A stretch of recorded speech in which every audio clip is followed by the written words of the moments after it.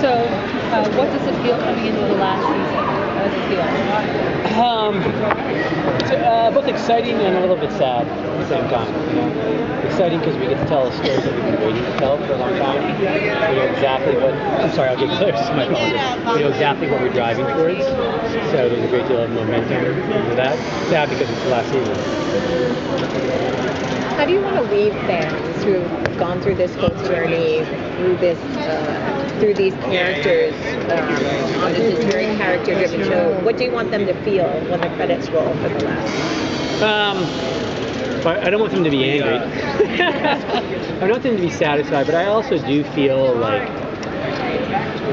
you know, when we approached the show 5 years ago, it was very much the case where you're kind of approaching the canon, you know, and like wanting to have a take on it.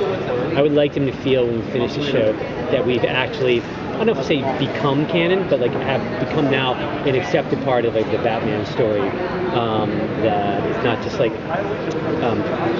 jumping on top of the ship like we were 5 years ago, but actually now is like when people think of that storyline, they think of this as part of the story.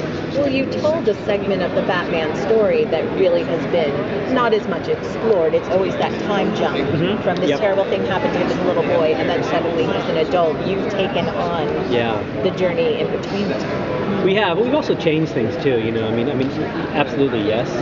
But I think there are things that we adjusted and changed that, I mean, obviously, like the Barbara character doesn't exist in the timeline. Jim Gordon doesn't do all the things he does in the canon that he does in our show. You know, I don't think that Penguin and Enigma have the relationship they have in the canon they have in our show. So I think so. So we definitely shifted some things at the same time. I mean, Maroni gets killed in season 1 of our show long before Batman ever appears. So there are liberties, but there also, as you say, there is undiscovered territory there for us to look at. Can you talk about the introduction of Bane with Shane West? Yes. I hadn't realized how much we gave that away by titling an episode "I Am Bane." That really was kind of that did kind of do it. He was a character that we'd wanted to do for a long time, you know, knowing that we were probably going to hold off on him, you know, and we were kind of waiting for a long time for the green light from DC that we could use the character. So it was really once we were knowing we were getting to the end of the show.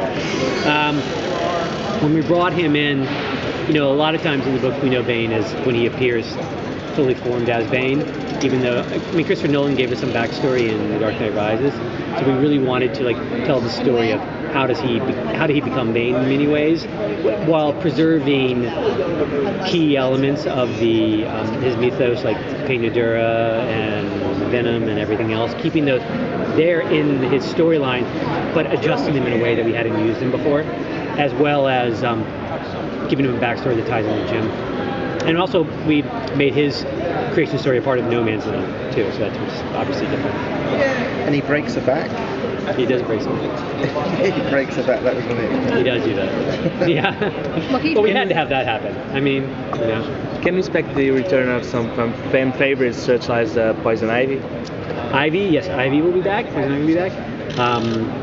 Perennial favorite Victor Zsasz is going to come back. Anthony is so funny. And he's really, really good, too, when he comes back. Scarecrow comes back, and B.D. Wong comes back as Hugo Strange a couple times, which is always just so great. I love that guy. He's hilarious. Who else comes back that we know? Mad Hatter comes back. We kind of we got to bring them all back as much as we possibly could. We brought people back. Yeah. I remember in the first season, it was at New York Comic Con, I think, there was told the vision was that ending would be Bruce becoming Batman, putting the cape on. Is that still the plan?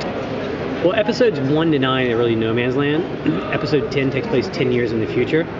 And it's specifically 10 years in the future so that somebody can come on and put on a pointy hat. Yeah. So in the end, do you plan to have like everything answered and kind of end on like a collective? I think we wanted to end on the sense of like, why does the city need Batman, and why does Jim Gordon need Batman at this point? So we hope that when we end, we've answered that question of like, why are you telling? If if the question behind the show is like telling the story of the city that created Batman, hopefully you get to the end of the series, answers the other question a little bit too. Well, into that episode and go, oh, I get now why he had to come at this moment, you know, and for these reasons. So we do kind of hit those main characters, and you see that character interact with our main characters as well in various ways. So. We have time for one more question, guys. Sorry. What was the decision behind having 2 time jumps for the next season? Like, how is that going to factor into how the final season plays out? There were actually 3 time jumps. Yeah, I know. Yeah, it's a little confusing. Probably should have thought that through a little more. The 10-year time jump we knew we had to have. That was always going to be in episode 10. There was a time jump in the very beginning where the show begins with a piece from episode 9, so what's going to be the end of No Man's Land, and then we cycle back, you know, for a big chunk of the time. And then there's also going to be another big time jump in the middle of it, because a lot of it was frankly just us crunching things down to get them in 10 episodes at a certain point. Well, we were just going to jump. And what's the reasoning behind the decision to give Penguin a dog? I thought it was funny.